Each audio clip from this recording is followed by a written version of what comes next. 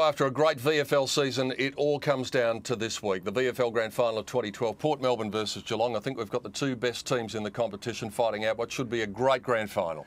Yeah, two different teams. Port Melbourne, they love the small ground, obviously, where they've played home, but they're going to have to play on a big ground. And Etihad Stadium could play into the Cats' hands. They've got good runners. They're a young team, but good runners, good skill. They link up by hand and will pose a few problems for Port Melbourne. Just a couple of notes. It's a remarkable achievement by Port Melbourne. They had the exodus of premiership players after they won the flag last year, and everyone thought, well, it's going to be a bridge too far.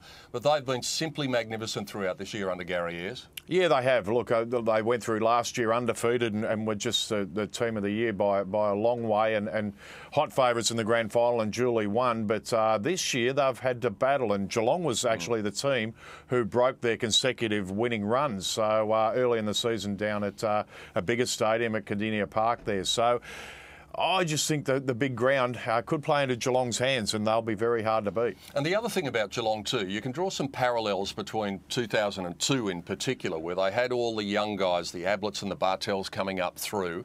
They've got this really good group of young players who've experienced AFL footy this year, and it could be the start of another dynasty for the Cats with these players coming through, and this is a big moment for them. It may be the VFL Grand Final, but it's still a very big moment in their football development. Yeah, we saw with Tom Hawkins last year. You know, doing the big things in the big games can set your career alight. And look, there's a couple of players, Walker and Mitch Brown, who, you know, they're in good form at the moment. And they're two young kids who really could go on and be very, very good AFL players. And they're going to be in action. They're exciting footballers.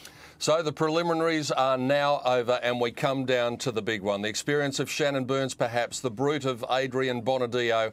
Are the Cats going to be able to capture another one, or will Port Melbourne go back-to-back? It's going to be an enthralling VFL Grand Final of 2012. It'll come your way Sunday afternoon, live from the Dockland Stadium. Hope you can join us at 2 o'clock for our coverage. Who will be the Premier in 2012? Will it be Port? Will it be Geelong? Join us on Grandstand to find out.